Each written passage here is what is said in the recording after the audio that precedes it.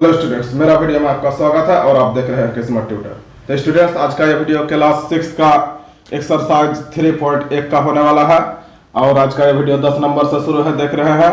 और इसके पहले वीडियो सब अपलोड हो चुका है, तो आप प्ले लिस्ट में जाकर देख सकते हैं। तो चलिए देर न करते हुए शुरू करते हैं। तो यहाँ पर देखिए 10 नंबर में क्या पूछा है। यहाँ पर पूछा है कि एक संख्या रेखा खींचिए और निम्नलिखित प्रश्नों के उत्तर दीजिए। यानी यहाँ पर संख्या रेखा पर आधारित सवाल है। तो देखिए क्या पूछा है। ए नंबर में दिया हुआ है, पूछा है कि यदि हम -2 के दाईं ओर 4 इकाई चले तो किस संख्या पर पहुंच जाएंगे। तो चलिए स्टूडेंट्स, जब तक यहाँ पर संख्या रेखा नहीं बनाएंगे तब तक समझ में नहीं आएगा। तो संख्या रेखा कैसे बनाते हैं। तो जब संख्या रेखा बोला है रेखा, तो यानी रेखा खींचना है। तो चलिए रेखा खींच दिए, समझ में आ गया। इस रेखा में संख्या को दर्शाना है, तो यहाँ पर हम लोग बीच में ले लेते हैं क्या, 0। इतना दूर समझ में आ गया। अब जब हम लोग दाईं तरफ बढ़ते हैं तो यहाँ पर 1 2 3 4 5, यानी इधर बढ़ते हैं तो प्लस, और बाईं तरफ बढ़ते हैं तो क्या होता है, माइनस में। तो दाईं तरफ हो गया इधर क्या बोलते हैं हम लोग, दाईं, क्योंकि यहाँ पर दाईं और बाईं का सवाल है, इसलिए इधर दाईं हो गया। और माइनस तरफ क्या होता है, माइनस तरफ होता है बाईं। समझ में आ गया इतना दूर। जब बाईं तरफ आते हैं माइनस में बढ़ेंगे तो इधर -1 -2 -3 -4 -5, इधर 6 कुछ भी ले सकते हैं, इधर बढ़ा सकते हैं, इधर भी बढ़ा सकते हैं। तो अब सवाल, ये तो संख्या रेखा बन गया। अब सवाल क्या पूछा है, देखिए संख्या रेखा खींच दिए, एक संख्या रेखा खींचिए तो संख्या रेखा खींच दिए। अब इन्हीं के आधारित पर सवाल पूछा है ए नंबर में। अब यहाँ पर समझिए क्या बोला है कि यदि हम -2 के दाईं ओर 4 इकाई चले तो किस संख्या पर पहुंच जाएंगे। तो अब यहाँ पर संख्या रेखा में देखिए -2 कहाँ पर है, यहाँ पर है -2। अब -2 के कहाँ पर चलेंगे हम लोग, दाईं ओर। दाईं ओर का मतलब इधर, तो दाईं ओर का कितना इकाई चलेंगे, 4 इकाई चलेंगे। तो चलिए 4 इकाई चलिए। तो देखिए 1 इकाई 2 इकाई 3 इकाई 4 इकाई, समझ में आ गया। तो 4 इकाई चले, किधर हम लोग चले, यहाँ से इधर चले, हम लोग इधर चले दाईं तरफ। तो 4 इकाई चलने पर किस संख्या पर पहुंच गए, देखिए 2 संख्या पर, समझ में आ गया। तो यहाँ पर अब लिख सकते हैं कि संख्या 2 पर पहुंच जाएंगे। समझ में आ गया। यहीं पर ये आंसर हो गया। संख्या रेखा खींच दिया और यहाँ पर दर्शा दिया क्वेश्चन के आधार पर कि -2 के दाईं ओर 4 इकाई चले तो कहाँ पर पहुंच गए, 2 पर, इसलिए ये आंसर हो गया क्या, संख्या 2 पर पहुंच जाएंगे। बी नंबर में क्या बोला है, देखिए बोला है यदि हम 1 के दाईं ओर 4 इकाई चले तो किस संख्या पर पहुंच जाएंगे। तो चलिए पहले संख्या रेखा खींच देते हैं। तो चलिए संख्या रेखा बना लीजिए। तो बीच में ले लिए 0, इधर हो गया प्लस, इधर बढ़ेंगे माइनस में, इधर दाईं होता है और इधर क्या होता है, बाईं। अब इधर बढ़ेंगे प्लस के तरफ, +1 +2 3 4 5 6। जब इधर बढ़ते हैं तो -1 -2 -3 -4 -5। अब क्वेश्चन क्या पूछा है स्टूडेंट, देखिए यदि हम 1 के दाईं ओर, यानी 1 कहां पर है, देखिए यहां पर है। तो 1 के दाईं ओर 4 इकाई चलेंगे, तो दाईं ओर 4 बार चलेंगे हम लोग। तो कहां तक पहुंचेंगे हम लोग, वही पूछा कहां किस संख्या पर पहुंच जाएंगे। तो देखिए 1 के दाईं ओर चलिए 5 बार, तो 4 बार, सॉरी यहाँ पर 4 है, तो 1 के दाईं ओर हम लोग 4 बार चलेंगे। तो 1 2 3 4, तो किस संख्या पर पहुंच गए स्टूडेंट्स, देखिए 5 पर हम लोग पहुंच गए। समझ में आ गया। तो इसलिए लिख दीजिए कि संख्या 5 पर पहुंच जाएंगे। समझ गए। समझ में नहीं आएगा स्टूडेंट्स तो कमेंट्स जरूर कीजिएगा। अब सी नंबर देखिए क्या है कि यदि हम संख्या रेखा में -3 पर हैं तो -9 पर पहुंचने के लिए हमें किस दिशा और कितने इकाई चलना चाहिए। समझ में आ रहा है स्टूडेंट्स कि यदि हम अभी -3 पर है तो -9 पर पहुंचने के लिए हमें किस दिशा में और कितने इकाई चलना चाहिए। तो यहाँ पर चलिए संख्या रेखा बनाते हैं। तो संख्या रेखा, ये संख्या रेखा खींच दिए। अब यहाँ पर चलिए देखिए, यहाँ पर -3 और -9 पर बात हो रहा है, यानी माइनस की तरफ ज्यादा बढ़ना है, इसलिए 0 इधर ले लेते हैं, ताकि क्योंकि इधर बढ़ते हैं तो प्लस में बढ़ते हैं, इधर बढ़ते हैं तो माइनस में बढ़ते हैं। तो माइनस तरफ -9 तक आना है, क्योंकि -9 तक का ही यहाँ पर पूछा है। तो इधर 1 हो गया, इधर 2 हो गया, और इधर होता है क्या, दायां तरफ, और इधर हो गया बायां तरफ,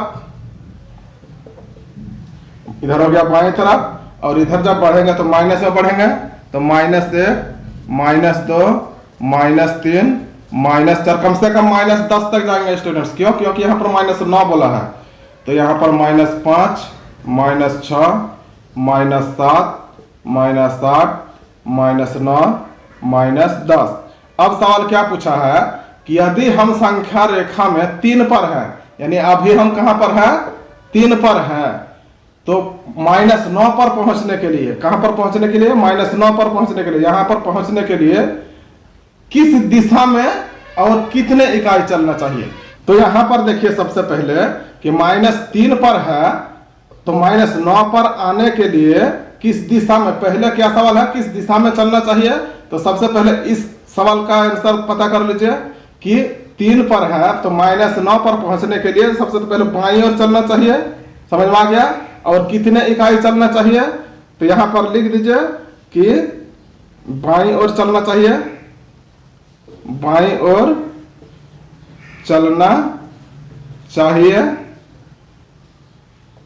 और कितना इकाई चलना चाहिए, तो यहां से गिन लीजिए। देखिए 1 इकाई, 2 इकाई, 3 इकाई, 4 इकाई, 5 इकाई, 6 इकाई, 6 इकाई। देखिए यहां पर -9 पहुंच गया कितना में, 6 बार में, यानी -3 से -9 पर पहुंचने के लिए कितना इकाई चलना चाहिए, 6 इकाई चाहिए चलना।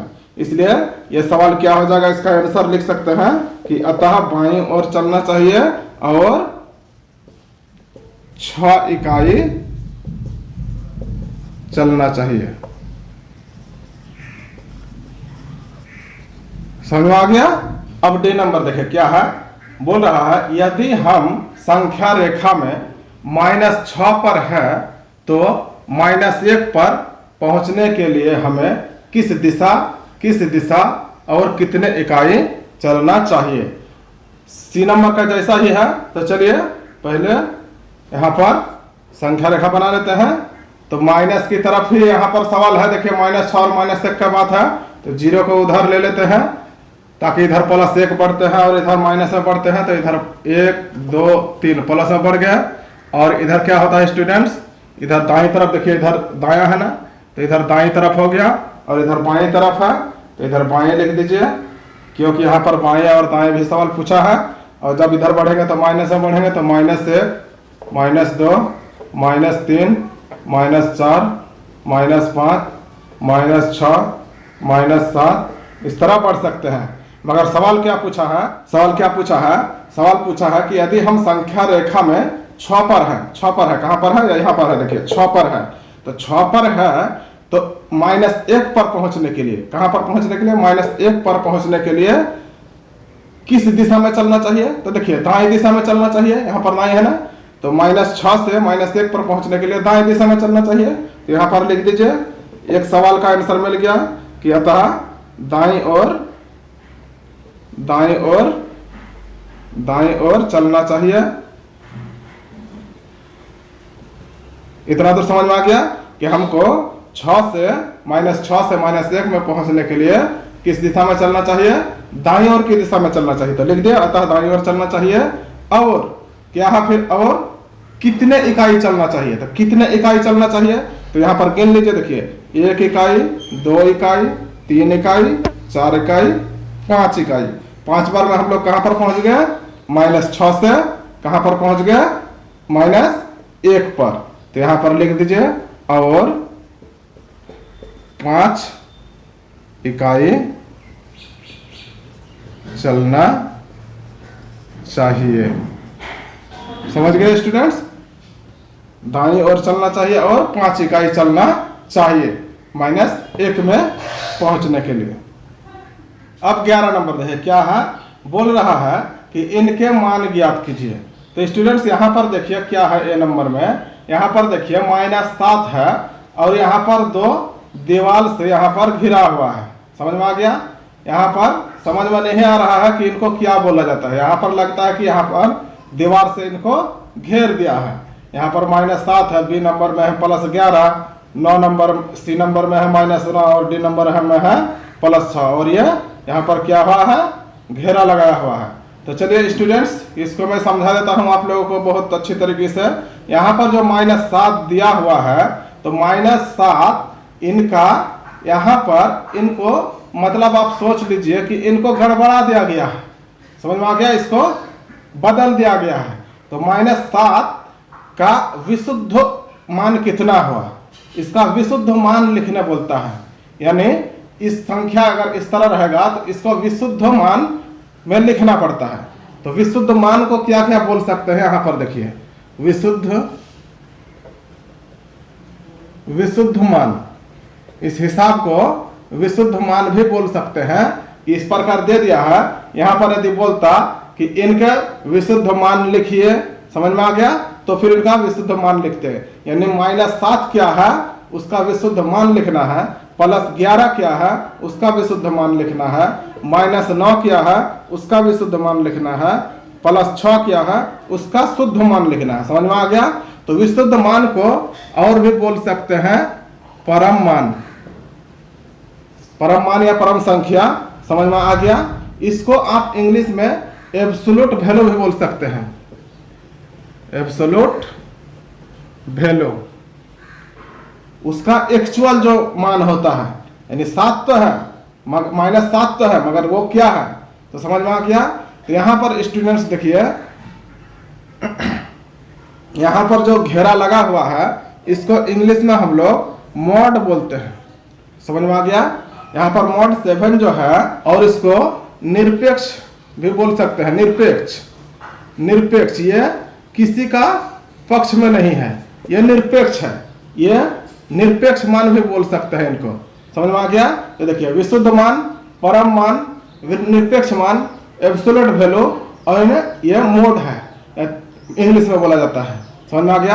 यानी इस तरह का सवाल यदि रहेगा तो यहाँ पर स्टूडेंट्स देखिए -7 जो यहाँ पर बना है किससे बना है, 7 से ही ना बना है।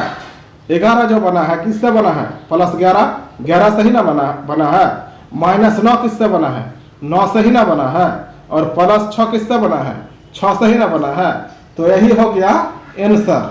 तो अब यहाँ पर अब क्या आपको समझ में आया कि कोई भी संख्या का विशुद्ध मान क्या होता है, उसको प्लस या माइनस किया गया हो तो उसका निरपेक्ष मान क्या होता है, उसका एक्चुअल मान क्या होता है, उसका प्लस वैल्यू ही होता है। देखिए यहाँ पर माइनस में था प्लस बन गया, प्लस में था प्लस बन गया, माइनस में था प्लस बन गया, प्लस में था माइनस बन गया। यानी निरपेक्ष मान जो होता है सब समय किस में होता है, पॉजिटिव वैल्यू में ही होता है। समझ में आ गया? नेगेटिव रहे प्लस रहे सब किस में होगा, प्लस में ही होता है।